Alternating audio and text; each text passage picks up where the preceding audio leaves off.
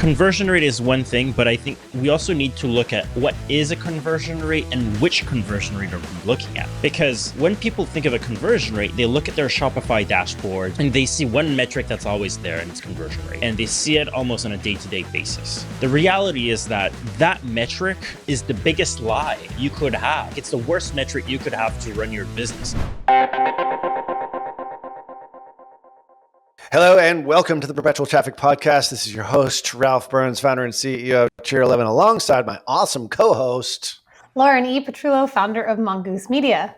And we're going to be talking misconceptions of this word that everyone, I think, misuses. But we're going to leave it in the title of today's show, obviously, because everyone knows, if you've been listening to the show, what conversion rate optimization actually is. It's CRO, but it's so much more than that.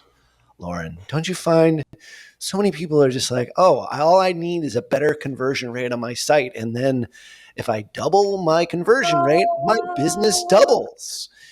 Is it really that simple, Lauren? Or am I just on drugs? I'm always going to say it depends, the safest words any marketer can ever say. But there are some Delulu moments when an individual believes that one single item can make the world of difference. At times it can happen. It depends, of course. Right. But there are a lot more things that are being said that don't make sense than are being implemented. Yeah. Well, at the end of the day, our job is to help businesses make more money.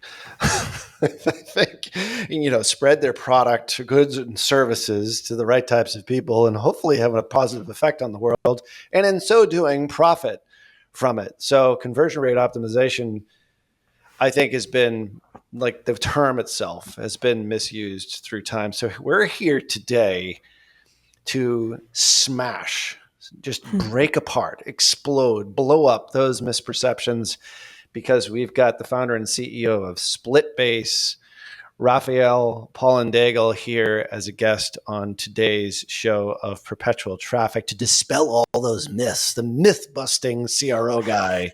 Welcome to Perpetual Traffic. Thank you so much. I'm so excited to be here. Yeah.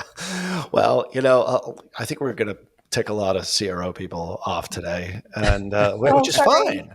Why not? I mean, that's not fun to, be in the middle of the road. So you've been doing this for quite some time. Actually, I didn't even ask you this. Like, how long have you been doing CRO? Like, when did you start? How did you start it? How'd you get into it? All that. Yeah. Good question. Personally, I think I've been doing it for probably 12 or 13 years at this point. I don't know how. I feel like I've been saying that for a long time, so maybe it's been more at this point. SplitBase been around. Just stayed the same age. I think that's exactly. Yeah. I never hold on his website, he's like, I had my first company when I was 11 years old. So if you're not watching this on YouTube, that math is mathing correctly, because there's a generational gap happening right now. I know. Exactly. The SplitBase has been around maybe for about a decade or so now. And it's funny because when I got started into CRO, there was a time where I almost started a CRO agency and I didn't. And then I went in like a completely different field, and then I came back. But I remember being a kid, and I'm not kidding, just for fun, during summer days, sometimes I would sit down at my computer and I would write fictional marketing plans and fictional ad campaigns for brands I would invent or whatever. And I took so much pleasure from that. And not a lot of people knew about that. I think it was something that I kept a bit secret. Wait, Raphael, you had friends, or this was how you... No, I did. Yeah, I did have a lot of friends. He's like a very friendly guy. It's I just see him 10 years old, writing fictional marketing plans, up in his room all by himself. But, I've always been quite creative. I always loved marketing. I'd love to geek out on that. There was a website, I don't know if it still exists. It was Ads of the World, that when I'd be bored, I'd just go look at ad campaigns there. Yeah. Is it still around? Does that still exist? I haven't seen it. Go to Google immediately. Yeah. Lauren will Google that as we're talking. But all right. So what age was that again? You said... I mean, that specifically, I'm not sure, but it could be anywhere between 11 to 15, 16. Yeah. I was also trying to figure out at one point how to launch an online magic store, like an e-commerce store, but there was no e-commerce solution that was really. And you still promise you had friends growing up. I still promise. I'm kidding, of course. If people are good at magic, that's just a bad stereotype. No, they don't need to get mad. Right, But just jealous. Ultimately, look, like, I just I loved e-commerce. I didn't know. I mean, it wasn't even really a thing back then, but I wanted to do something online. That was my thing. Like, Right. I was frustrated that I was a kid and I couldn't just go and start a business. That really drove me nuts. Really? And at one point, I'm not kidding, I think I was probably like 15 or so. I was like in my dad's car and I started crying. And I was like, Dad, I just want to like start a hotel chain or like run a business or do something, but I have to go to school. Oh my God, that is so hysterical. You've got oh my God, like that's not normal, which is fine because I think the best, the most brilliant minds are actually not normal. It's abnormal in a good way. Don't get me wrong, because that drive obviously led you to, to create SplitBase and doing all the things you're doing right now. So that evolution, like you finally, I take it, like you finished school. Yeah. Or maybe you didn't. Maybe you dropped out and you started. His dad was like, yes, done. Canadian rules. You're allowed. Let's pursue this. I mean, I finished my 12th grade. At that point, for the last 2 years of my high school, I was known as like the guy that would sometimes fly to New York to have business meetings. And I am like from a small town in Canada. Yeah. And I had a mentor at the time, incredible person, Dan Martel, which maybe some people have heard of. Sure. And he was almost my neighbor. So he really pushed me to do hard things like booking a restaurant and saying, tomorrow you're going to New York and you're going to sell out that thing. And I'm like, I don't know anyone there. I haven't been there in like 10 years. What am I going to do? Anyways, that's a story for another day.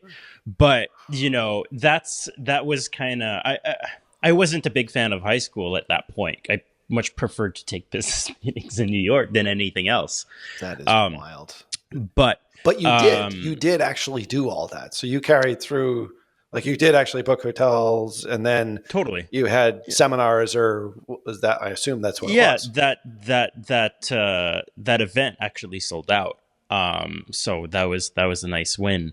But yeah, I finished high school and I made the decision not to go to university. I was registered into an entrepreneurship program. I was like, why am I going to learn through books how to be an entrepreneur when I've already been doing it, and when I can do more of it instead of just being in a classroom.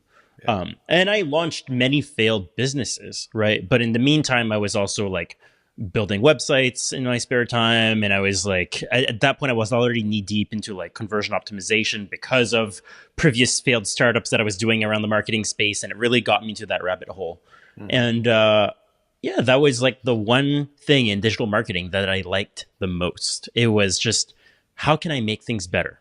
Mm-hmm. But also, how can I use my creativity to improve websites and make marketing better? And I preferred that over like even just starting things from scratch. And I think it was just very natural then to build SplitBase and say, hey, we're a conversion optimization agency where we make existing websites and existing brands better. And, many years later, well, here I am.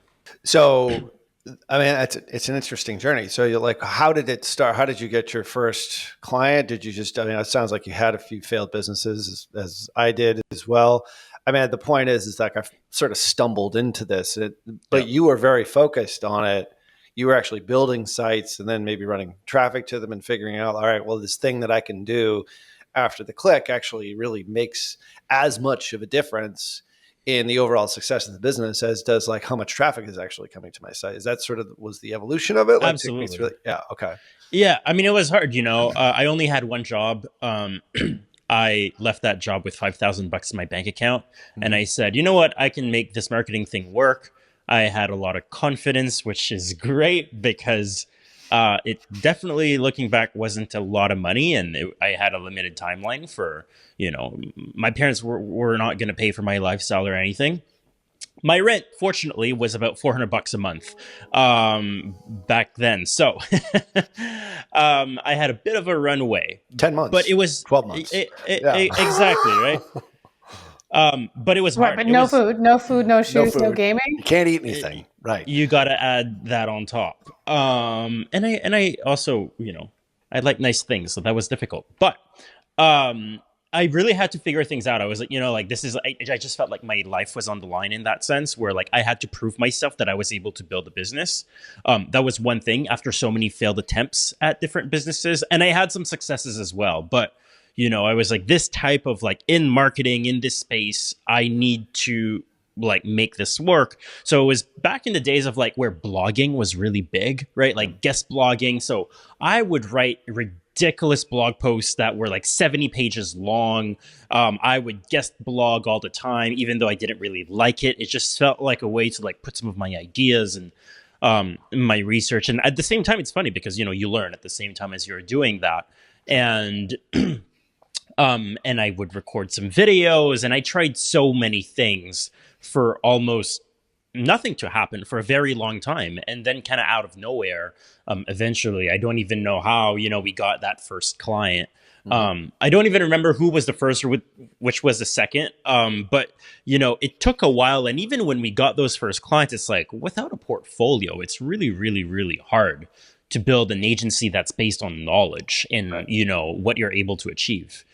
So, but hey, I did everything I could. And looking back, I mean, it would have been really easy to quit. But I think I'm just really, really glad that I didn't. Because if we look at where the company is today, like we've run optimization programs for some of the best known D2C brands around, right? Like Dr. Squatch and Once Upon a Farm and so many cool companies that we got to work with over the years and still work with today as well, right? And that would never have happened if in that first year and a half, gotta say, even the first 3 years were incredibly hard. Just to get that, to get more than 3 clients, it felt like it took forever to have more than 3 clients at a time. But, you continue and then you succeed. How many times did you want to quit, do you think, in your head? More times than I can count. But you know what? I realized the only job I ever had, okay, I had it for 9 months. And it scared me more than running my own business and the uncertainties that comes with it. Because I felt like, if I have a job, I am not in control of what happens to me. Right. In the sense that I can work my ass off, I can work less, and like it's really a gamble on whether I like did I really even want to climb inside a company? Like I wanted to like work on my ideas. I wanted to like have the possibility to make more money if I really put my time and my efforts into it. And it's not something that you can always, I'm not saying it doesn't happen with a job, but I look at our top employees and, they've grown through the company like really quickly and they've earned it. But I'm an entrepreneur at heart, right? And for me, it's like I have an idea. I want to make it happen. And when I don't have full control over my own destiny, it stresses me out. So for me, the uncertainty of running a business and my confidence in figuring things out was greater than what I would get through a job. So it kept me going. Yeah. You're talking to like, we're 3 entrepreneurs here. Like I think it's counterintuitive to think that there's actually more security in starting your own business. The hardest part is getting it off the ground and getting a product and or service that people actually want and will pay you money for. Yeah. And then actually starting to pay your expenses. And then the next step is like, all right. Sounds like a lot of more hard parts. You're like, and then there's a new hard part, and then there's a new hard part. Always. But it was starting a job. It's like, you have to train all these other things. Like the cost of the risk of the business running aground is less stressful than me not being in control of my own destiny. Yeah. 100%. 100%. And I never realized that. I just couldn't figure out what the hell I wanted to do with my life. But, I was fired 3 times. So, I mean, I had to choose something. I couldn't really have a boss, but no, fascinating. So child prodigy, you really were a child prodigy, really, to start off. And then you turn this thing into like a super successful business with some of the biggest brands, like really cool D2C brands, which we want to get into here within the context of, I think when we started today's show, we talked more about like CRO, the word itself. Yeah. And yes, that is the industry phrase, but it's so much more than that. Maybe let's discuss that, because I hate it when people say CRO. And even when we were talking, I was like, do you mind if I say CRO? Because it's almost like it's not really about that. So maybe just explain that in general and sort of clear up some misconceptions about the word itself. Yeah, I think there's been ups and downs with the use of that word, because when we look at when CRO started happening, which is, I believe the Eisenberg's brother around the 2000s or so that came up with that term. And it was a very different thing back then. And even when I started doing CRO, like, it wasn't very popular amongst e-commerce brands. Like, only the big brands or the enterprises of this world really focused or invested in CRO. And it was hard to convince them to do so. And we went through a period, I think, where like, okay, more and more brands started to learn about conversion optimization. And then they started to realize that, hey, it's not just about the conversion rate. It's really about having a process that helps us understand which decisions to make in a data-driven way through experimentation and through data and insights.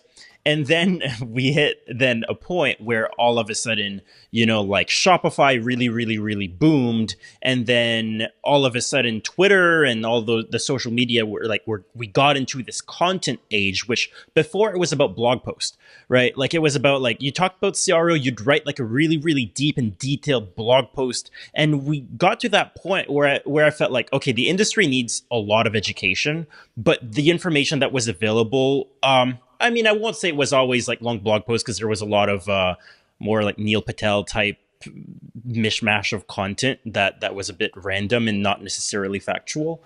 But then, now we're in the TikTok age, right? Where information is dumbed down even more. Everything is shorts, YouTube shorts, LinkedIn shorts, Twitter. So forget about those like super long blog posts. Now CRO has been simplified to get people so it's more easily understandable for the masses, which is great. I love that the adoption and, brands know that they need to do CRO. That's fantastic, right? On the cons that this brings is that a lot of the advice still remains very dumbed down, or a lot of what's being shared out there becomes, just for attention grabbing. So the term CRO, which at one point became like this big debate of like conversion rate optimization, that's not what we do, because it's so much more than the conversion rate. We're looking to optimize, for the lifetime value. We're also looking at AOV, right? We're also looking at any other metric. Is conversion rate really the one metric that trumps everything above all? Right. And the answer is no. But then now how do you explain that in, a 15-second short without losing people's attention, when what gets engagement in shorts and everything now is like, here's 10 test ideas you can steal and copy right away.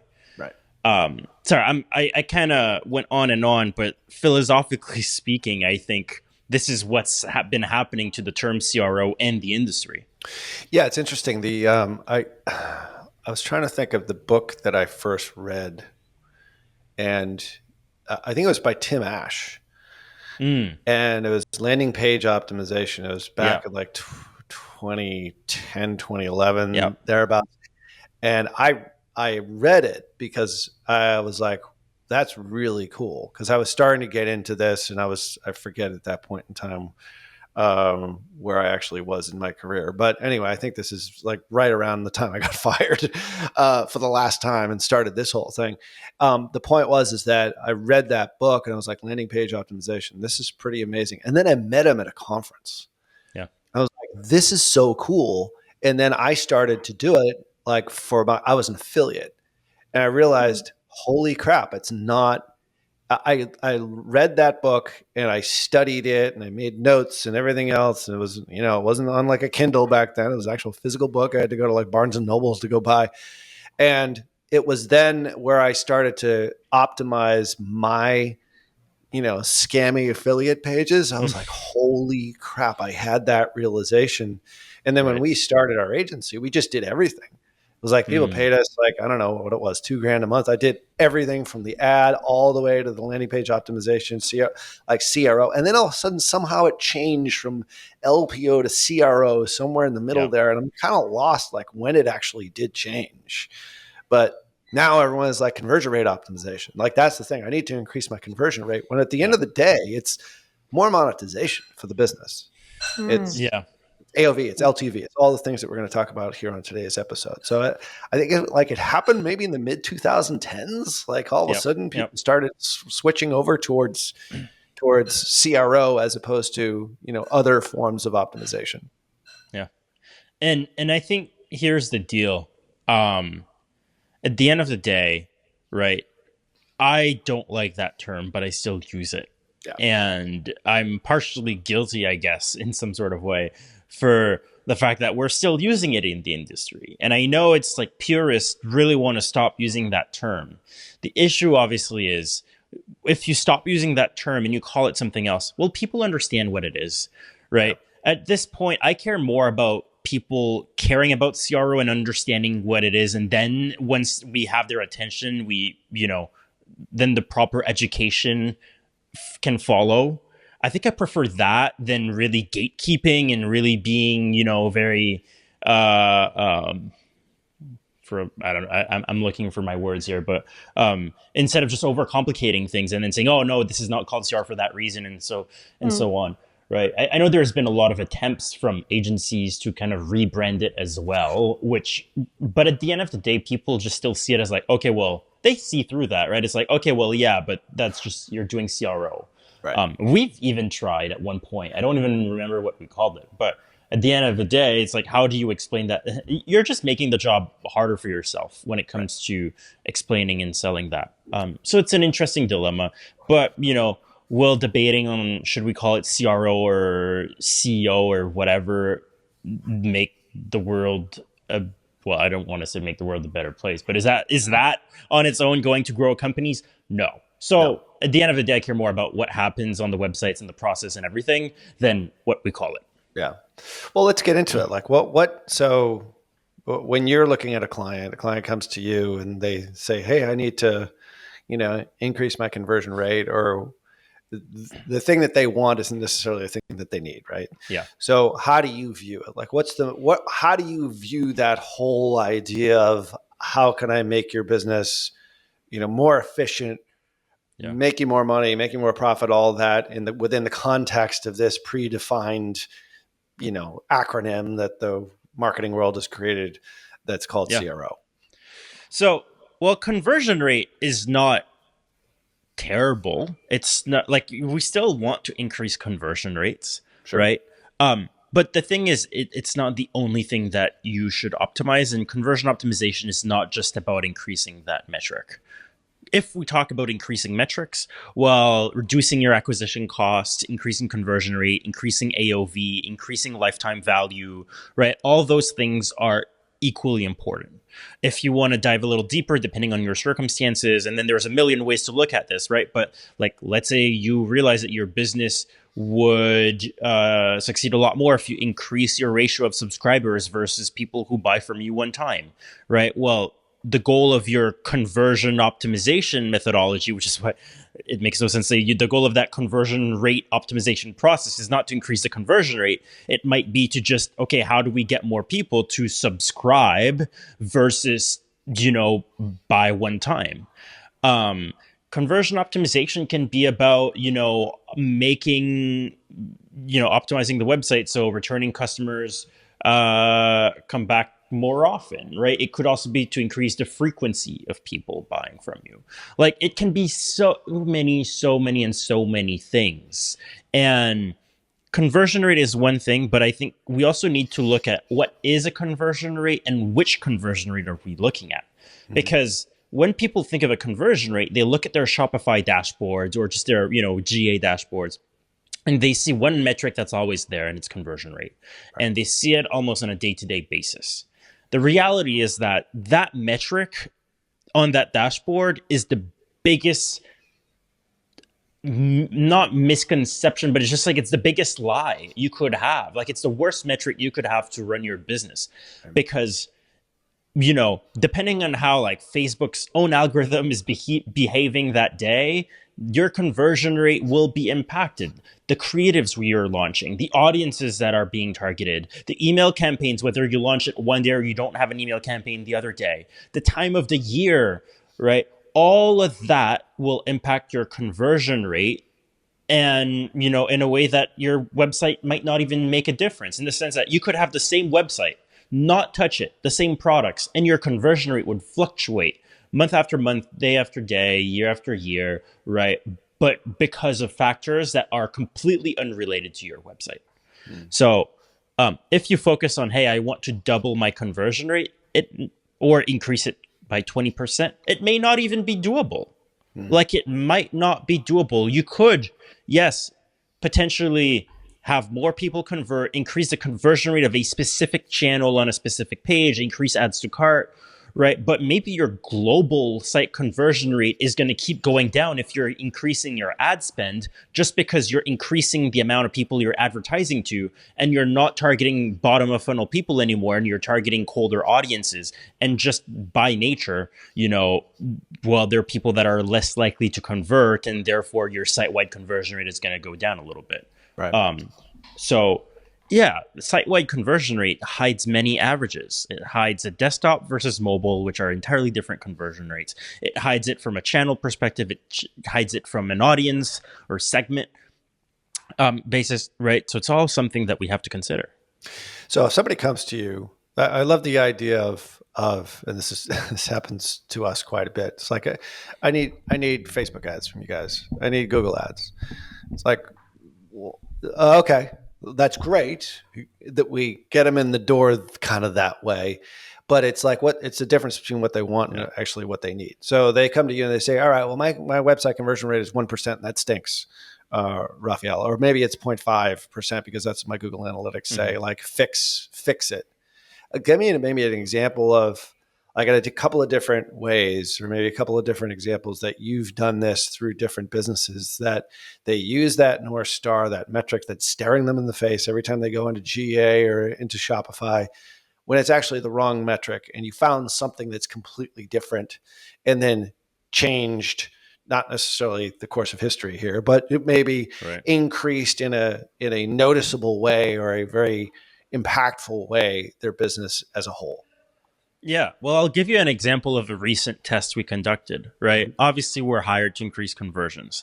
Sure. Now, we have this client that sells supplements, and then they sent everybody to this landing page, and it's got 3 different plans. You can buy one time, or you can subscribe, right? Now we're thinking, okay, well, if we have 3 different plans and each have different options, is that something that could lead to analysis paralysis, right? Do we have, would it be better to reduce the options? And then is there a plan that we should technically push people towards, right? In order to, increase conversion, but also increase just the value of those customers. Okay. You say plan, are those products? Are those service? Like what specifically? Without getting into too specific.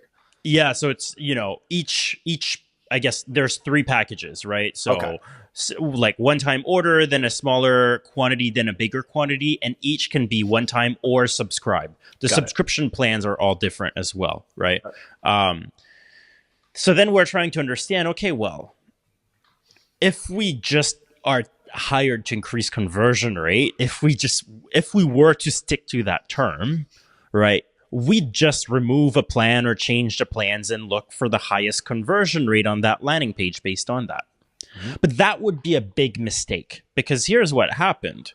Ultimately, well, when we look at those plans, well, you have people that subscribe and you have people that, buy the one-time products. They'll have different values.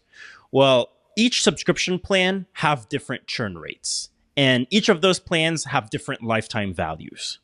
If we don't take that under consideration, and we just start optimizing for the upfront conversion rate on the landing page, what could happen is that we remove, the packages or the plans that had the lowest conversion rate. We keep the one that has upfront the highest conversion rate. But what if that plan ultimately has the highest churn rate? Or over the course of 6 months is the one that leads to the lowest lifetime value? That is entirely possible. It happens every single day. And yet, if we just focused on conversion rate, we'd miss that entire part of the story. So it would look like a win because up front, it looks like on the day of the first purchase, we make more money, but then you would actually lose out quite a bit over the next couple months, right? So that's a great example, I think, where it's just like, and then there are so many businesses that offer subscriptions. So it's like, if you do test for that, right, are you taking under consideration the other metrics, and especially lifetime value? Right. So in that case, how do you not get fired by the client? Seriously, like that's the operative question, because they're like, well, I hired him to increase my conversion rate, but like I don't really know what he's doing. Like, how do you relay that?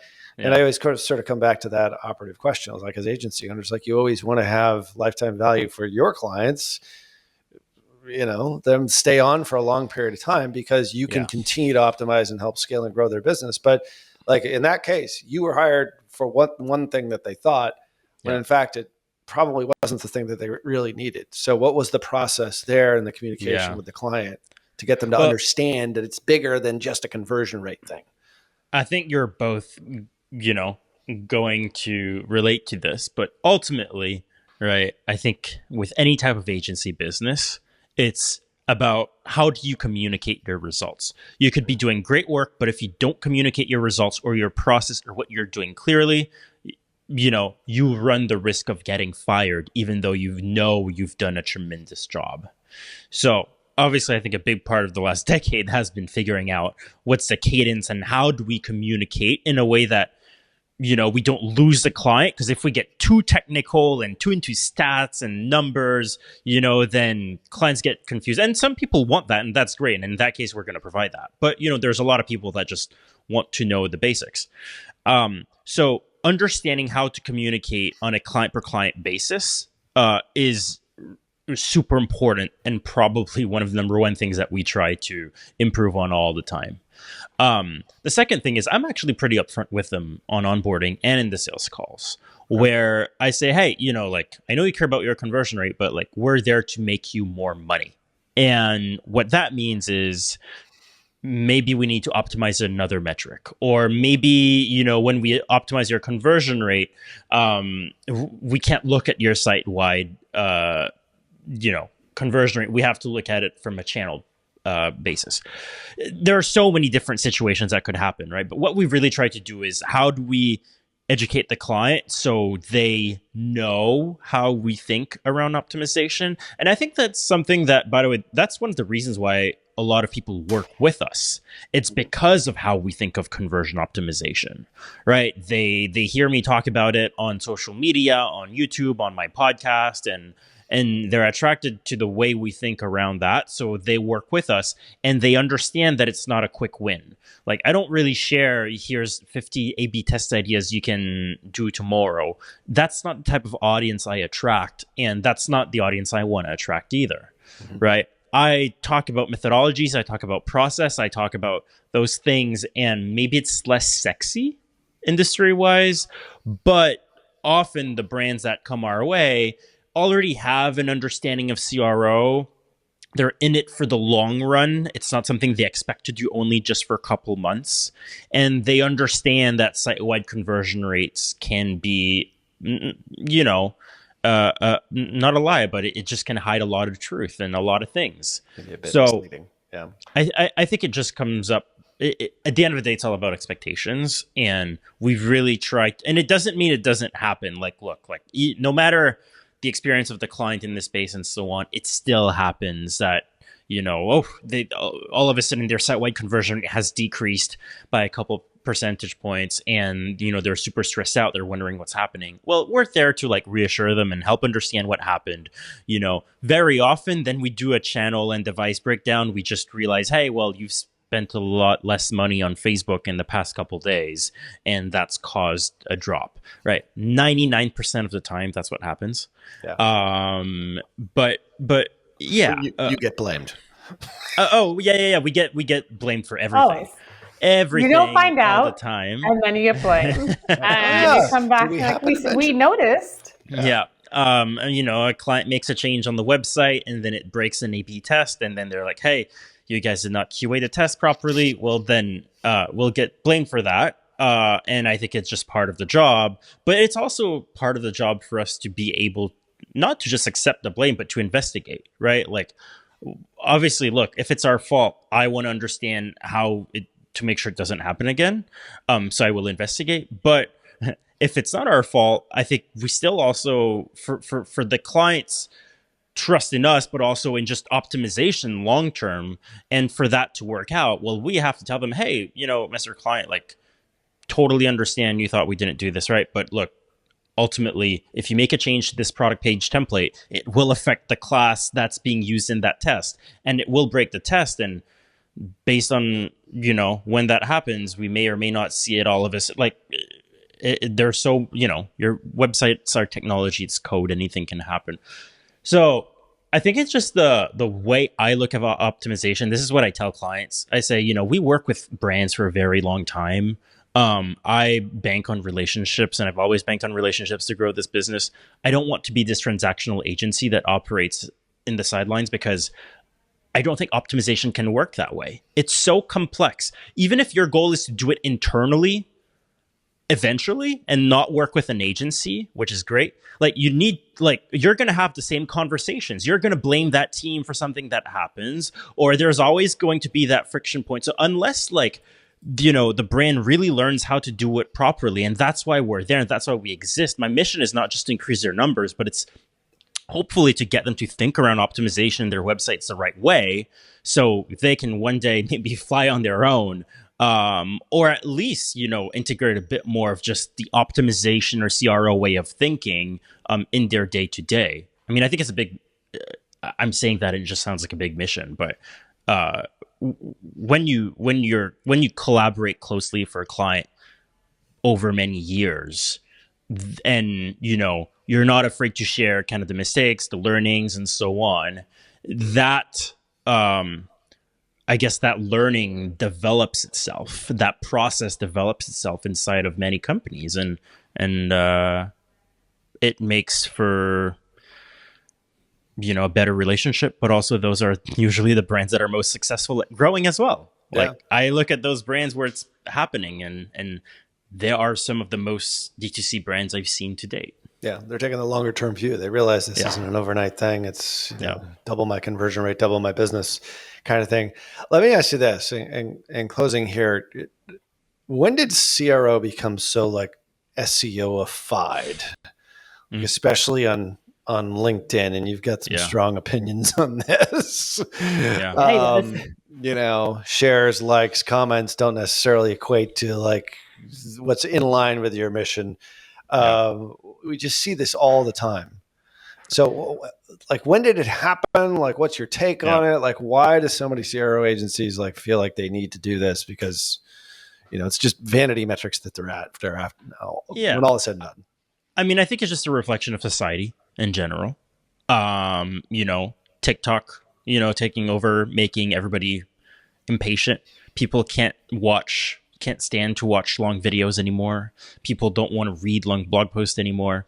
And I think what happened is we had this e-commerce boom, right? Like around the time of COVID, or like a little bit after, I think 2021, if I'm not mistaken, were probably some of the peak e-commerce years, and everything boomed. And so many brands that probably never would have worked in a normal economy were also working and booming, and it made no sense. But that also led to like this Shopify boom, and so many people just starting Shopify stores, and then everybody just jumping on the opportunity to like, hey, how do I consult or do marketing for those stores? And then there's also been, and you probably remember the year better than I do, but like the iOS changes that happened. I think it was around the same period or towards the end of those years. 21, yeah. 21, right? So it was perfectly aligned, and that was kind of the beginning of the end of that boom, because all of a sudden brands started to realize, I can't just spend my time optimizing my Facebook ads, only do that and be successful. Brands started to realize, I can only control Facebook or the other ad platforms up to a certain extent, but my website, I can. And I can do a lot there. And that's the second half of the equation. So I think really starting at that point in time, we really started seeing more brands care about conversion optimization, wanting to take more control on, increasing their conversions and their website. And all of a sudden that became more important than ever. And gradually, well, then just like 5 years earlier, conversion optimization was mostly a thing that was taught through like super long skyscraper style blog posts that we called at the time, right? Now it was like, okay, well, what's the method of consuming information? Well, it's usually short videos, short posts, quick things, and people just want like the quick, the quick wins. And before that, there were fewer people doing CRO, and it was more like enterprise people and people that were very deep into it. So the knowledge was maybe a bit more sparse, but it was maybe a little deeper. Now, that same level of knowledge exists, but it often gets lost within the sea of engagement, which is now so many people has got businesses where they want to profit from CRO. People, consultants, every single agency, from dev agencies to ad agencies to new CRO agencies to, kids coming out of high school. I mean, I was that guy once, right? So I'm not complaining. In your case, junior high school, but that's all right. Exactly. So I can't complain about that, but it just, what it means is all of a sudden, so many people are trying to profit off CRO. What's going to happen is, well, how do you do that in today's day and age? Well, it's all about engagement, and there's going to be a lot of things shared. What I guess I'm seeing, though, is obviously when you have a lot of people that's been in CRO maybe for a couple months or a year or only 2 years, is, well, generally, you can be very loud, but it doesn't mean that, that content is necessarily valuable or it's going to help, right? Like, it doesn't take any level of expertise in CRO to build a massive swipe file with 100 test ideas that, you could apply to your e-commerce store tomorrow, which won't do anything, by the way. Back then it was... I don't want to mention Neil Patel again, but it was like, Neil Patel had those lists on blog posts. We insult him all the time on this podcast, by the way. Okay. He's been on this podcast, so there you go. And look, like, I know him and I really respect what he's built, but it's just like, it's the first example. Like, he's been really, really good back in the days at like building those ridiculously long blog posts, and crazy. He didn't write any of them, but that's okay. Exactly. But that's what we had back then. That's it. Today it's LinkedIn swipe files. It's the same content, just repurposed. And it doesn't take any CRO expertise to build a swipe file of, I just broke down this, Athletic Greens funnel. I just broke down Dr. Squatch's funnel. You don't need to be a CRO expert to take a screenshot of every step of a funnel. You don't need to be a CRO expert just to come up with a bunch of random test ideas that... It's CRO standing for conversion rate opinion. Oh, I love that. That's Touche. That's good. I might steal that. And how about all those guys breaking down the Dr. Squatch funnel? Like, you actually worked on the Dr. Squatch funnel. Yeah. Well, we were a Dr. Squatch CRO agency for 5 years, right? And it's when we started working with them, they were a small $10 million brand, and now they're advertising in the Super Bowl and everything. Right. And it's interesting because when you see that, and Dr. Squatch is not the only example. We work with a lot of big brands where, like, you see those people in LinkedIn breaking down their funnel or telling everything that they should do differently. And well, the reality is sometimes those ideas were in the pipeline and they failed, or sometimes they totally didn't, you know, those recommendations made no sense for X and Y reason. So that's the thing, right? Like, from if you just look at a website and you try to say they should do this, and you try to prescribe without actually having access to the analytics, to the qualitative data, to the customer databases, to the segments and everything, like, it just becomes like a guess of like who's more creative with coming up with random ideas and applying them on any website. And it gets views, and there is some value in heuristics when there's an actual process and methodology for it. But I think it's just a proof that, like, I saw those funnel breakdowns, and very often, like, the recommendations did not make sense or didn't apply for X and Y reason. I'm not allowed to say anything or say the why. And I never even comment on those posts, but I just know that, having seen the back end, I know they would totally flop sometimes. And Please happens don't with tell a me lot of clients. Please don't tell me they said make the buy button orange. It's possible. But and you know, the reason I'm saying this is, at the end of the day, this is just a proof that, like, you can have a lot of what seems like a great idea. You have a lot of content that's being shared that looks like a very well thought expert's opinion. But in the world of CRO, no one's got a crystal ball. And unless you test it, unless there's actual data backing things up, it's really, really hard to, you know or to predict that a recommendation is going to make an impact. We run hundreds, if not thousands, of A/B tests a year. And every day I'm proven wrong. Like, something I think is going to make a huge difference ends up making no difference, or it ends up losing, right? And I've been in this for over a decade, and yet, right? And I think that's the thing.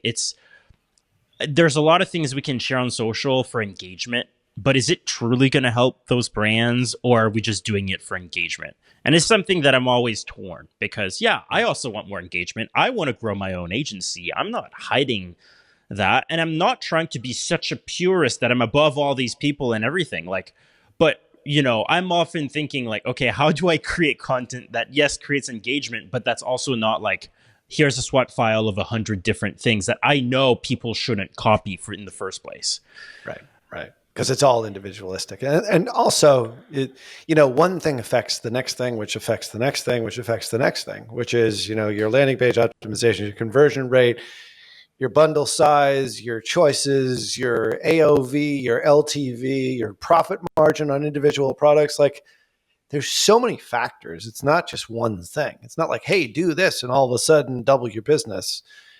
But we see all those posts, and those are the ones that get a lot of engagement. So question, I think, everything that you see, because sometimes it's taken in theory and out of context without really understanding, which I think has been great here, because you've certainly seen a lot, and you've been in this business a long time, and you're not an old guy. So, I mean, that's impressive unto itself. Just imagine, Lauren, you like breaking down websites in your room at age 11. I can't see that. You were like out on the dance floor, like, going to parties and doing all that. And Raphael still had like a full life. I still did all of that, but yes. For me, I was like up in my room, like playing guitar, and I wasn't very popular. So anyway, I was that guy. But anyway, where can people get in touch with you? Where's the best place for people to connect with you, Raphael?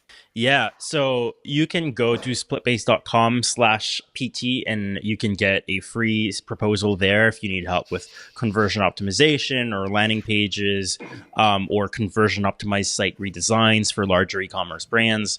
So splitbase.com and /PT, best place to just learn about everything. But if you want to connect with me personally, I mean, hey, LinkedIn is probably where I post the most. And I try to record videos pretty often, sharing not test to implement tomorrow or right away, but stuff and strategies rather. Actual so you can stuff learn there. Yeah. Actual stuff. Amazing. And I'm always trying to get better as well. So, I'd love for people to watch the content and let me know what they want more of, or what, they've learned through it. And same on Twitter. R. Paulin-Daigle. It's a little harder to find because my last name is very French and, French Canadian and complicated. But I'm sure it's all going to be in the show notes. So I won't bother spelling it out. We'll leave all those links in the show notes. And yes, for those non-French speakers, we'll make sure that we do have that proper spelling pronunciation. It's been great having you on the show here today. Thanks so much for coming on. Been a big fan of you for I wouldn't say years, but I would say about a year. And really tremendous what you've been able to do in building up the business and making a real positive impact. So super appreciate that. Make sure that you do go over to splitbase.com/PT, get that special offer just for PT listeners like you. And all the links and all the resources and everything that we mentioned on today's show, including the proper spelling of Raphael's first and last name, is over at perpetualtraffic.com. So make sure that you do leave a rating and subscribe wherever you listen to podcasts. And on behalf of my awesome co-host, Lauren E. Petrullo, Ciao. until next show, see ya.